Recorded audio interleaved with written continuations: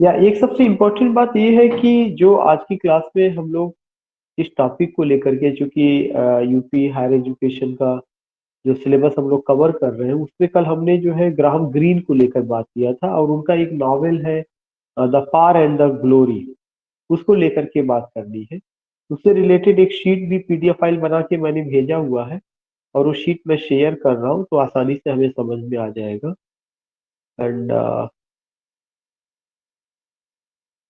Here you find the power and the glory. सबसे important चीज है कि जिस नावल को हम लोग बात कर रहे हैं, ये नावल ग्राहम ग्रीन का है। और ग्राहम ग्रीन हमारे यहाँ सिलेबस में है। ये नावल 1940 में आता है, 1940 ईस्वी में नावल आता है। ठीक 1940 ईस्वी में आता है, अपनी जगह है।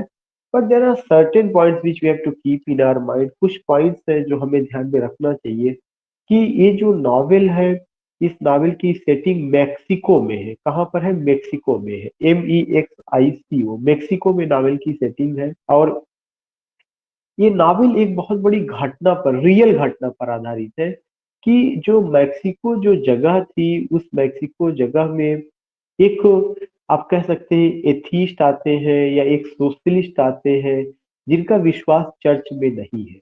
और उनका जो नाम था टॉमस कैनिबल करके था। जो नाम था टॉमस कैनिबल, एक रियल घटना पर मतलब आप ये कह सकते हैं कि एक क्लेरिक गवर्नमेंट आती है और वह क्लेरिक गवर्नमेंट का विश्वास किसमें नहीं है? चर्च में नहीं है, बिशप में नहीं है, रिलीजन में नहीं है, रिलीजियस बिलीफ में नहीं है।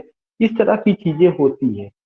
तो वो जो गवर्नमेंट थी, उस गवर्नमेंट ने क्या किया था कि सारे चर्च को बंद करा दिया था। और चर्च को बंद कराने के साथ साथ बिशप को भी पनिशमेंट वगैरह दिया था। तो एक ऐसी सिचुएशन उत्पन्न हो जाती है जिसे आप कह सकते हैं कि एक क्योटिक सिचुएशन को दिखाया गया है। और 1938 में ग्राहम ग्रीन को मौका मिलता है कि वो वहां पे जाते हैं, उस जगह का विजिट करते हैं। Graham Greene gets opportunity and visit that place means Mexico. Mexico के उस प्रांत में जाते हैं जहां पर ये सारी घटना हुई रहती है। वो उसका बाकायदा डॉक्यूमेंटेशन करते हैं और वो डॉक्यूमेंट जो है एक दूसरी शक्ल में आता है हमारे सामने। लेकिन बाद में उसी घटना को उन्होंने नावल का शक्ल दिया, जिसको लेकर के आज हम आपके सामने बात करेंगे। तो आपको जो सबसे इम्पोर्टेंट पॉइंट ये समझना है कि जो नावल है, ये नावल एक सत्य घटना पर आधारित है। और इसकी सेटिंग कहाँ पर है? मैक्सिको में है। मैक्सिको एक कंट्री है जो अमेरिका से सटा हुआ है, यूनाइटेड स्टेट ऑफ अमेरिका से। और वहां पर एक टॉमस कैनिबल नाम के एक क्लेरिक गवर्नमेंट की इस्टेब्लिशिंग होती है। और जो टॉमस कैनिबल है, he does not have any interest in church, he does not have any interest in God, he does not have any interest in religious belief। और वो ये कहते हैं कि जो चर्च है एक करप्शन का सेंटर है। जो बिशप है, ये सब के सब क्या है, आप कह सकते हैं कि वे डिबॉचरी में है, लस्ट में है, पैशन में है। They all are passing the luxurious life. तो बहुत सारे बिशप का कत्ल करा दिया जाता है, या बहुत सारे बिशप को ये मजबूर कर दिया जाता है कि वो जो है जो प्रीस्टहुड है उसको त्याग करके, प्रीस्टहुड को छोड़ करके, यानी जो एक प्रीस्टहुड का जो पुजारी का एक काम होता है, उसको छोड़ करके वे एक सामान्य जीवन व्यतीत करना शुरू कर देते हैं। उस सामान्य जीवन में उनको मजबूर किया जाता है शादी करने के लिए, परिवार बसाने के लिए। और सारे चर्च पर ताला लगा दिया जाता है। ऐसा नहीं कि केवल रोमन कैथोलिक चर्च के साथ था, बल्कि उस तरह के जो भी चर्च थे, उस तरह की चीजें मैक्सिको में होती है। तो एक, it was a very chaotic situation where many bishops were murdered and many got shelter some other places, many left the places. तमाम चीजों को लेकर के तो उस पूरी घटना का डॉक्यूमेंटेशन 1938 में खुद ग्राहम ग्रीन ने किया, because he got opportunity to go there. वे वहां पे जाते हैं and just documents each and every point. And वो वही सारी चीजें नावल की भी शक्ल में आती है। दूसरा चीज है कि जो टॉमस कैनिबल थे, वो एक एथीस्ट थे, नास्तिक थे, सोशलिस्ट थे, मार्क्सिस्ट थे। और उनका विश्वास किस पे नहीं है। He does not have any believe in God, religion, church, priesthood, priestly life, इस तरह की जितनी भी चीजें होती है, और खास करके सिलिबेसी जो वर्ड होता है कि ब्रह्मचर्य का पालन कर, ये उनका नहीं था। Therefore you will come to know in the state all the priests were forced to give up their business, church were locked, and all and those priests who were not ready to follow the command or the instruction of Thomas Cannibal, they left the place, they moved to another places. Such thing we find. तो उसी को लेकर के यहाँ पे बताया जा रहा है कि ये नावल किसका है, कैसे है। जो टाइटिल है वो भी इंटरेस्टिंग है। The power and the glory, ये जो नावल है कब आती है, 1940 में पब्लिश होती है। A novel of Graham Greene published in 1940 होना चाहिए, तो वो प्रीपोजिशन वहां बाई गलत हो गया है। एक्चुअली में शुरू में मैं पब्लिशर का नाम लिखना चाहता था, लेकिन पब्लिशर का नाम कोई ऐसा बहुत इंपॉर्टेंट नहीं है, वहां पे डेट आना चाहिए था, लेकिन वो बाई लग गया है। तो a novel of Graham Greene published in 1940, यहाँ पर आपको जो करना है वो क्या लाना है, इन लाना है, इन 1940। दूसरा चीज जो एक और इम्पोर्टेंट क्वेश्चन है दूसरे पॉइंट में कि it was initially published in the United states, सबसे पहले शुरू में कहाँ पे आया था, यूनाइटेड स्टेट्स में। मतलब शुरुआत में जब यह यूनाइटेड स्टेट्स में पब्लिश होता है तो कैसे पब्लिश होता है, under the title the labyrinthine ways, the labyrinthine ways, this is the point. United States में ये जिस टाइटल से पब्लिश होता है novel the power and the glory, उसका नाम है the labyrinthine ways, LEBYRINTHINE, the labyrinthine ways के नाम से पब्लिश होता है। तो this is another significant point which you have to keep in your mind कि the novel the power and the glory it has another title the labyrinthine ways and it published with the same title या with this title in the United States। उसके बाद इसकी title को अगर आप लेकर के देखेंगे तो एक और पॉइंट आता है, वह कौन सा पॉइंट आता है, ये जो इसकी टाइटिल है इसमें एल्यूजन है, और एल्यूजन कैसे है, टू द डोक्सोलॉजी, क्योंकि एल्यूजन का मतलब होता है पासिंग रेफरेंस होता है, इसका मतलब कि the power and the glory, यह जो एल्यूजन है इसे कहीं से लिया गया है, और कहाँ से लिया गया है, पासिंग रेफरेंस मतलब कहीं से उसको उठा करके लिया गया है। और the title is an allusion, और कहाँ से लिया गया है, डॉक्सोलॉजी से लिया गया है। डॉक्सोलॉजी को मैंने डिफाइन किया है, या एक टर्म का भी हिस्सा हो सकता है। डॉक्सोलॉजी का मतलब होता है कि अ शॉर्ट हिम्न, एक छोटा सा गीत ऑफ प्रेजेस टू गॉड, जो ईश्वर की प्रशंसा में गाया जाता है, in various form of Christian worship, various form of Christian worship, जो क्रिश्चियंस हैं उनकी जो इबादत होती है, उनकी जो पूजा होती है, उसमें एक गीत गाया जाता है या दुआ मांगी जाती है या प्रेयर किया जाता है, और उसको क्या कहा जाता है, डॉक्सोलॉजी। तो डॉक्सोलॉजी क्या है, अ शॉर्ट हिम्न, एक छोटा सा भजन, छोटा सा गीत ऑफ प्रेजेस टू गॉड, जिसमें ईश्वर की प्रशंसा की जाती है, in various forms of Christian worship. और वह क्या है, आगे उसको बताया गया, often recited at the end of the Lord's prayer, और ऑफन करके ज्यादातर, यह जब ईश्वर की इबादत पूरी हो जाती है तब उसको रिसाइट किया जाता है, गुनगुनाया जाता है, गाया जाता है।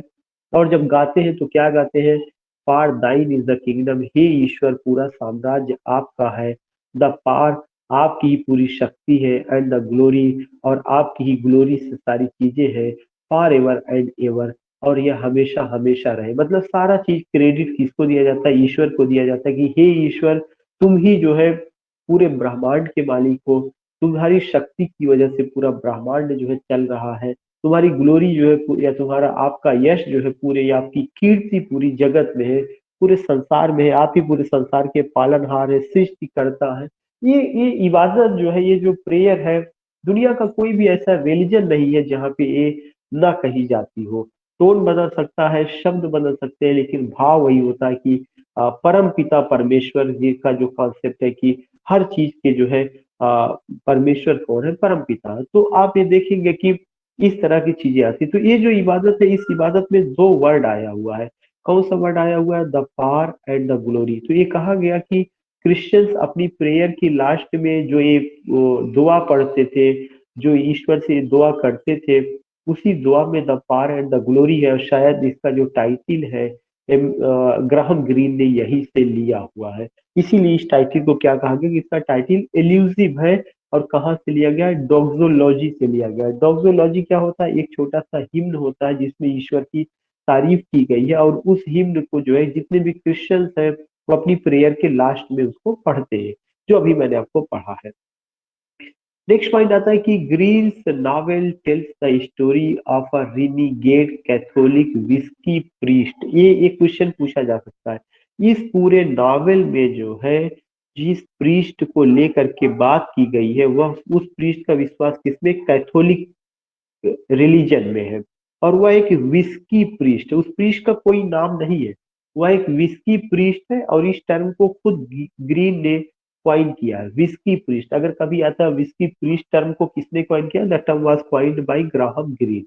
And here I would like to tell you कि ये जो कैथोलिक प्रीस्ट है, ये जो विस्की प्रीस्ट है, यह एक ऐसा प्रीस्ट है जो यंग एज में बहुत ज्यादा पाप में मुलविस रहा है, लस्टफुल लाइफ है, पैशनेट लाइफ जीता है, और उसको कोई भी मतलब नहीं है एबीसीडी कि वो अच्छा काम कर रहा है या नहीं कर रहा है। इवन उसका सेक्सुअल रिलेशनशिप होता है और उससे एक बेटी पैदा होती है। तो आप ये बात देखेंगे कि जो प्रीस्टहुड का कॉन्सेप्ट है वो केवल दिखावटीपन के लिए है। इसीलिए उस प्रीस्ट का नाम यहाँ नहीं रखा गया, बल्कि उसको क्या कहा गया कि वह प्रीस्ट कैथोलिक रिलीजन को तो प्रेजेंट करता है, लेकिन वह एक विस्की प्रीस्ट है जो शराब शबाब और कबाब में लगा हुआ है। Living in the Mexican state, और जो कहाँ पे रह रहा है? मेक्सिकन स्टेट में रहा है। So you find another point. वह कौन सा पॉइंट है? यह जो प्रीस्ट है मेक्सिकन स्टेट, इसका मतलब कि जो नॉवेल की सेटिंग है वो कहाँ पर है? Mexican state. और मेक्सिकन स्टेट के कहाँ पर? टबास्को में। घटना कब की है? In the 1930। 1930 ईस्वी में मेक्सिको के स्टेट टबास्को में एक प्रीस्ट रहते हैं। वह प्रीस्ट का नाम विस्की प्रीस्ट है। मैंने उसकी आपको खासियत बताया कि only for saying he is a priest, या but he does not have any priesthood. He is a lustful man, a passionate man, passing luxurious life. He has debauchery, he has sexual intercourse or relationship by which a girl was born, and so many things आप देखेंगे कि शराब में लगे हुए इस तरह से। A time when the Mexican government was attempting to suppress the Catholic church. यह ऐसा समय था जब मैक्सिकन गवर्नमेंट जो है कैथोलिक चर्च को दबा रही थी। जो कहानी अभी मैंने आपको बताया टॉमस कैनिबल का, कि कैसे टॉमस कैनिबल मेक्सिको सिटी के या मेक्सिको आप कह सकते हैं कि कंट्री के आल इन आल बन जाते हैं, और वो एथीस्ट है, वो सोशलिस्ट है, मार्क्सिस्ट है, और उनका विश्वास प्रीस्टहुड में चर्च में नहीं है। तो कैसे वहां की चीजों को एक एक करके वो खत्म करते हैं, ये चीजें रही है। तो मैं जानना चाहता हूँ यहाँ तक कोई प्रॉब्लम तो नहीं है रमा या इंदु मैडम?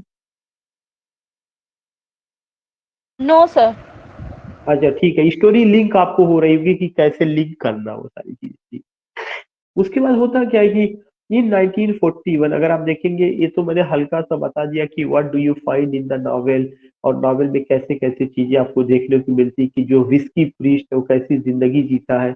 बाद में जो विस्की प्रीस्ट है इसके पीछे एक लेफ्टिनेंट पड़ जाते हैं, और नॉवेल में एक कैरेक्टर लेफ्टिनेंट है, और वो लेफ्टिनेंट कोई दूसरा नहीं है बल्कि टॉमस कैनिबल है। तो टॉमस कैनिबल का नाम डायरेक्ट ना लेकर के जो है राइटर ने उनके लिए कौन सा वर्ड यूज किया हुआ है? लेफ्टिनेंट। और वो लेफ्टिनेंट इनको पकड़ करके मारना चाहता है तमाम चीजें, और जिस जिस गांव में ये शरण लेते, कुछ लोग इनकी हेल्प भी करते हैं, ऐसे तमाम लोग हैं जो इनकी हेल्प करते हैं, ये बच करके निकलना चाहते हैं, लेकिन लास्ट में ये खुद ब खुद पकड़ में आ जाते हैं, कैद में आ जाते हैं, इनको जेल में डाल दिया जाता है। और जो लेफ्टिनेंट इनको मारना चाहते हैं वो मारते नहीं बल्कि दया दृष्टि भी दिखाते हैं। तो लेफ्टिनेंट का कैरेक्टर एक तरफ बहुत ज्यादा वायलेंट है, एग्रेसिव है, लेकिन दूसरी तरफ वो एक रेडिकल थॉट लेकर के आते हैं और रेडिकली चीजों को चेंज करना चाहते हैं। उनके चेंजेस में सबसे बड़ा चीज यही है कि जो चर्च है या करप्शन का अड्डा है, जो प्रीस्ट है वो केवल लस्ट और पैशन में लगे हुए हैं, गलत बातें बताते हैं, शोषण करते हैं। तो जो एक मार्क्सिस्ट आइडियोलॉजी है, वो उस आइडियोलॉजी के हिसाब से ईश्वर कोई नहीं है, ईश्वर की सत्ता नहीं होती है, और ये तमाम दुकानें खोली गई हैं, उन सबको खत्म करके अपनी चीजें करते हैं, तो वो पृष्ठ के पीछे पड़े हुए वो सब कैरेक्टराइजेशन में आपको मिलेगा। लेकिन एक चीज है कि इस नावल की पॉपुलैरिटी आपको पता चलेगा कि 1941 ईस्वी में the novel received the horn prize, Hawthornden prize. You will come to know 1941 में नावल को कौन सा प्राइज मिला था? Hawthornden prize, British literary award. और 2005 में it was chosen by Time magazine, Time magazine बड़ी मैगजीन है, as one of the 100 best English language novel since 1923। तो एक तो आपको ये ध्यान में रखना है कि हाथ हार्डन प्राइज इनको मिला था और ये ब्रिटिश लिटरेरी अवार्ड था। इन 2005 it was chosen by Time magazine as one of the 100 best English language novels since 1923. So these things you find and you have to go with these points.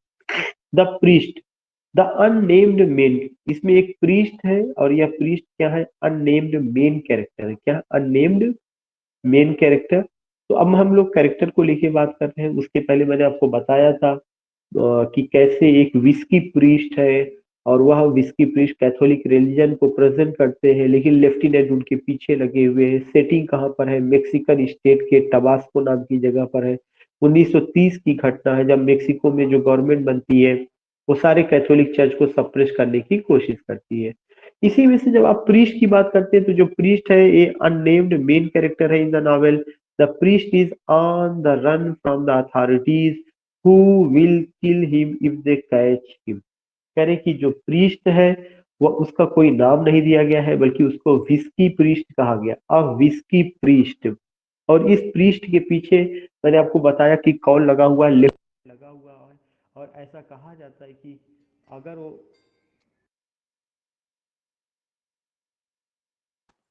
Sir आवाज नहीं आ रही है। Sir आवाज बंद हो गई अचानक से। आवाज आवाज जा रही है? अब आवाज जा रही है मेरी? सर अब आ रही है, आ रही है। Okay okay. जो ये प्रीस्ट है अननेम्ड मेन कैरेक्टर है in the novel. The priest is on the run, priest भागे हुए फ्रॉम द अथॉरिटी क्योंकि उनके पीछे अधिकारी लगे हुए हैं। Who will kill him if they catch, और उनको पकड़ लेंगे, अगर पकड़ पाएंगे तो मार डालेंगे, ऐसा है। मैंने आपको बता दिया कि क्यों ऐसा, पूरी कहानी एक रियल घटना पर है। एक विस्की प्रीस्ट है और उनका नाम नावल में क्या रखा गया? अ whisky priest. He is N alcoholic, वो शराब धारण करते हैं। Who has also फादर्ड a child, उनकी अपनी एक बेबी भी है। अब ये समझ सकते हैं कि जो प्रीस्टहुड है उस प्रीस्टहुड में ये कहा जाता है कि जो प्रीस्टहुड है, प्रीस्टहुड में ये कहा जाता है कि किसी भी तरह का कोई भी सेक्सुअल इंटरकोर्स नहीं होना चाहिए। अगर कोई भी प्रीस्ट बनता है तो ये शर्त होती है कि you don't have to marry, there should be no sexual intercourse. लेकिन ये प्रीस्ट दिखाने के लिए है। इन्होंने क्या किया हुआ है? लस्टफुल लाइफ व्यतीत की है, डिबॉचरी वाली लाइफ व्यतीत की है, and he has sexual relationship और सेक्सुअल इंटरकोर्स समवन, जिसकी वजह से उनको एक बेटी भी पैदा होती है। नाउ अब ये तो इनकी लाइफ का वो हिस्सा है जो उन्होंने जवानी में किया, लेकिन जैसे जैसे वक्त बीत रहा है उनको अपने किए पर एहसास होता है, अपने पापों पर एहसास होता है और इनको मेक्सिको से निकाल दिया गया है। तो अब वो जो जिंदगी व्यतीत कर रहे, कौन सी जिंदगी व्यतीत करें? फिज्यूटिव की लाइफ व्यतीत करें, नाउ एज अ फिज्यूटिव। और आज वो एक शरणार्थी का जीवन व्यतीत कर रहे हैं। He feels guilt for his mistakes and since, और उनको आज अपने पापों पर जो है क्या है, वो गिल्ट महसूस करते हैं और जो उन्होंने मिस्टेक्स की, पाप किए, गलतियां की, उस पर उनको शर्म आती है। तो यू कैन जस्ट अंडरस्टैंड कि जो प्रीस्ट का रोल है वो क्या क्या आप देखते हैं और क्या क्या आप पाते हैं। मैं आगे चलूं, कोई दिक्कत इसमें? Yes sir. रमा या Indu? Okay okay. So you will come to know कि प्रीस्ट का पूरा सिचुएशन, विस्की प्रीस्ट क्यों पड़े हुए हैं, लेफ्टिनेंट ऐसा क्यों करते हैं। अगला कैरेक्टर लेफ्टिनेंट का ही है। The lieutenant the chief adversary, करें कि जो लेफ्टिनेंट है ये जो है प्रीस्ट के सबसे बड़े शत्रु है। अगर एक क्वेश्चन आता है कि प्रीस्ट का सबसे बड़ा शत्रु कौन है, वो जो है आपका लेफ्टिनेंट है। ही हेट्स द चर्च, वह चर्च से घृणा करते हैं, because he thinks it is corrupt and he pursues the priest ruthlessly, और वो प्रीस्ट के पीछे पड़े हुए हैं। He is an atheist and Marxist, वो नास्तिकवाद मतलब नास्तिकता में विश्वास करते हैं और मार्क्सिस्ट है। इसके अलावा जो है ये सब पहले डिस्कस कर चुके हैं और बहुत ज्यादा डिटेल में करने की बात नहीं है। इसके अलावा एक कैरेक्टर है the mestizo, half Indian peasant. अगर ये आता है कि मेस्टीजो क्या है? हाफ इंडियन पीजेंट है। Who insist on guiding the priest to Carmen, जो कि प्रीस्ट को गाइड करते कार्मेन तक, और लगातार वो प्रीस्ट के साथ है। प्रीस्ट को ये लगता है कि ये आदमी लालच पे आके एक दिन मुझे पकड़वा देगा। प्रीस्ट को ये एहसास है कि जो ये द मेस्टिजो है, जो हाफ इंडियन पीजेंट है, वह एक क्लेवर मैन है, और एक समय ऐसा आएगा कि जैसे ही मौका मिलेगा वो मुझे जो क्या करेगा, अथॉरिटीज के हाथों सौंप देगा। इस चीज से तो वो उससे भी बचने की कोशिश करते हैं। मेरिया मेरिया एक कैरेक्टर है, मदर ऑफ ब्रिगिटा, और ये जो मेरिया जो कैरेक्टर है, एक किसकी माँ है, ब्रिगिटा की माँ है, द प्रीस्ट डॉटर। इसका मतलब मेरिया जो है, अगर देखा जाए तो डायरेक्टली या इनडायरेक्टली किसकी वाइफ हुई, प्रीस्ट की वाइफ हुई। मैं वाइफ शब्द यहाँ यूज कर रहा हूँ, लेकिन मैरिज नहीं हुई थी, दोनों का एक तरह का रिलेशनशिप रहा है। तो मेरिया क्या है, मेरिया उनकी वाइफ हुई है, और दोनों के रिलेशनशिप से जो बेटी हुई थी उसका नाम ब्रिगिटा था। तो ब्रिगिटा बेटी है किसकी, प्रीस्ट की है, जबकि प्रीस्टहुड में ये कहा जाता है कि you can't make any relationship, you can't have a family, you have to live a life that is what, की आप कह सकते हैं कि ब्रह्मचर्य का पूरा पालन करना चाहिए, लेकिन यहाँ पे ऐसा कुछ नहीं था। The narrative leaves her character incomplete, और इसमें जो मेरिया है उसका जो कैरेक्टर है वो क्या है, वो इनकम्प्लीट है। उसका कैरेक्टर बहुत स्ट्रांग नहीं है, उसका कैरेक्टर इनकम्प्लीट है, मतलब बहुत अच्छे से प्रेजेंट नहीं किया गया है। मेरिया के बारे में भी आपने जान गया कि मेरिया मदर है, ब्रिगिटा डॉटर है। तो अगेन ब्रिगिटा भी आया है, उसको बार बार बात करना। Brigitta the younger daughter of Maria and the priest. एक और कैरेक्टर है Padre Jose, a priest who obeyed government instruction and took a wife. Pader जोस एक दूसरा प्रीस्ट है जो गवर्नमेंट की इंस्ट्रक्शन को फॉलो करता है, प्रीस्टहुड को त्याग देता है, अपनी फैमिली बसा लेता है, और साथ ही साथ वह प्रीस्टहुड कोई कितना भी कहता है कि आकर के मेरे यहाँ कुछ धार्मिक अवसरों पर आकर के मेरे यहाँ कुछ आप कर दी, वो इतना डरा हुआ है कि वो प्रीस्टहुड त्याग देता है और एक दूसरी जीवन व्यतीत करने लगता है। तो यह बता रहा है कि गवर्नमेंट का दबाव उस समय के प्रीस्ट पर कितना था, कि लोगों ने अपने व्यवसाय को त्याग, व्यवसाय वर्ड नहीं अच्छा है, लोगों ने अपने काम को या जो उनकी ड्यूटीज थी उस ड्यूटीज से वे विमुख हो गए, because they were under the pressure of the government. Government didn't allow, the government that was in Mexico that time, that didn't believe in church, that didn't believe in government priesthood or such a type of thing.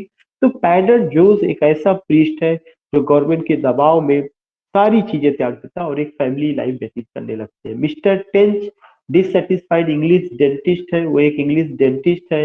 He befriends the priest and witness his death। वो जो है priest के दोस्त बनते हैं और साथ ही साथ उसकी डेथ का विटनेस भी करते हैं। Another character is coral fellows, the 13-year-old daughter of captain and mister fellows. यह 13 वर्ष की बेटी है किसका, कोरल फेलोज जो है, she is the daughter of, she is the daughter of the 13-year-old daughter of captain and Mrs fellows.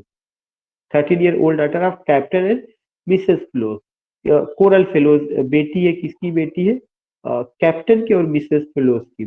Captain Fellows कौन है, a happy English man who work on a banana plantation. वो happy English man है जो banana plantation में काम करते हैं।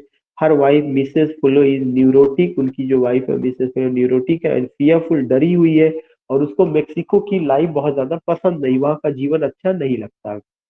The woman, यह भी अननेम्ड वुमन है, मतलब केवल वुमन नाम रखा गया है, कोई कैरेक्टर उसका नहीं है कि कौन सी है। The unnamed woman reads to her children.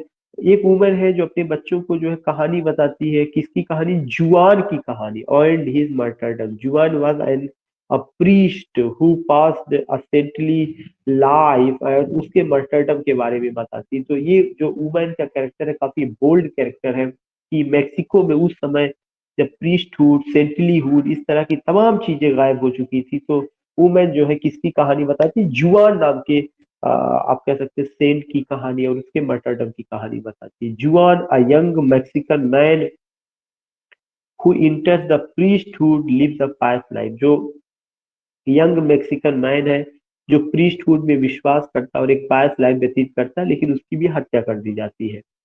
The लेहर्स, जो लेहर्स है, mister Lehr a widower, mister Lehar एक है जो कि एक विडोवर है, विदुर है, and his sister miss Lehar, और उनकी बहन मिस लेहर है। तो दोनों लेहर साथ साथ रहते हैं। The Lehr, mister Lehr a widower and his sister miss Lehr are an elderly couple, वे इल्डरली कपल है who allow the priest to stay, और वे लोग प्रीस्ट को अपने घर में रोकते हैं।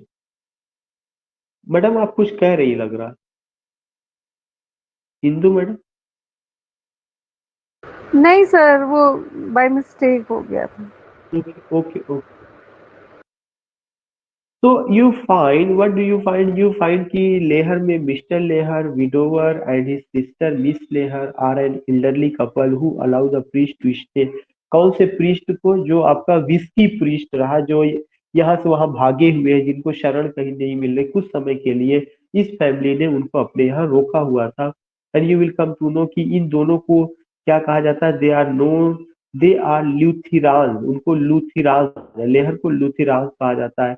And have little sympathy for Catholicism, और उनका कैथोलिसिज्म में कोई सिंपैथी नहीं है, या जो कैथोलिक के फॉलोअर है कोई सिंपैथी नहीं, फिर भी वे लोग क्या करते हैं? उस प्रीस्ट को जो है जगह देते। तो यह एक आइडियोलॉजिकल कॉन्फ्लिक्ट रहा है। ऐसा नहीं है कि जो थॉमस कैनाबल की गवर्नमेंट है वो बुरी थी, लेकिन वो धर्म को लेकर के बुरी थी, क्योंकि धर्म में इतना आडंबर था, इतना दिखावटीपन था, धर्म को लोगों ने इस तरह से गलत ढंग से मेक्सिको में उसका मिसयूज किया जा रहा था, कि उस वजह से जो गवर्नमेंट आती है वह उसके खिलाफ हो जाती है। लेकिन ऐसा नहीं है कि और लोगों ने बचाया नहीं। द लेहर फैमिली चाहती तो विस्की प्रीस्ट को जो है कहीं पे शरण ना देती, क्योंकि विस्की प्रीस्ट जो थे वो जो है रोमन कैथोलिसिज्म के फॉलोवर, और वो जो है कैथोलिसिज्म में कोई इंटरेस्ट नहीं था, फिर भी वो मानवता के नाते उनको जगह देते अपने यहाँ। द ग्रिंगो एंड अमेरिकन फिजिटिव, जो ग्रिंगो है एक अमेरिकन फिजिटिव है, कॉल्ड जेम्स, इसका नाम कॉल्ड जेम्स भी है, जेम्स काल्वर। द ग्रिंगो जेम्स काल्वर है, he is wanted for murder and bank robbery, इसको पुलिस इसके पीछे लगी है मर्डर और बैंक रॉबरी के लिए। लास्ट कैरेक्टर है Luis, Luis the young boy shows little interest in the story, कह रहे कि एक लुइस यंग बॉय है जिसकी माँ कुछ कहानी सुनाती है, लेकिन उसको जो है उस स्टोरी में कोई इंटरेस्ट नहीं है, बल्कि वह दुखी है कि विस्की प्रीस्ट की हत्या कर दी गई है, सॉरी प्रीस्ट की हत्या कर दी गई, ना कि विस्की। और वो प्रीस्ट कौन रहा? जुआन। तो इस तरह से आप देखेंगे कि कैथोलिसिज्म कैसे जो है मेक्सिको में उसके खिलाफ एक मूवमेंट पूरा चलाया जाता है, और कैसे हैट्रेड फीलिंग देखने को मिलती है, कैसे थॉमस कैनिबल जो गवर्नमेंट है वे सब के सब उसके अगेंस्ट में हो जाते हैं, और कैसे उनका एक्सप्लॉइटेशन होता है, कैसे उनका शोषण होता है। This things you find. तो इस तरह से आज की क्लास में हमने इतना बात किया। कल हम लोग जो है एक और टॉपिक को लेंगे, किसी दूसरे नावल को ही पहले कवर कर रहे हैं, तो किसी और नावल को कवर कर। I think now we yes sir. हाँ मैडम नो जी। No sir. रमा आपको कुछ कहना है बिटिया? Rama no sir. ठीक है, ठीक है, वी विल मीट टुमारो। आप लोग परेशान ना होइएगा, हम जो है आपको टाइम पहले से उस पर दे देंगे, क्योंकि एक्चुअली वो कह रहे हैं कि मैटर को लिखने में बड़ा समय लग रहा है। जैसे एक ये रहता है कि मैटर पहले से अगर टाइप दो तब तो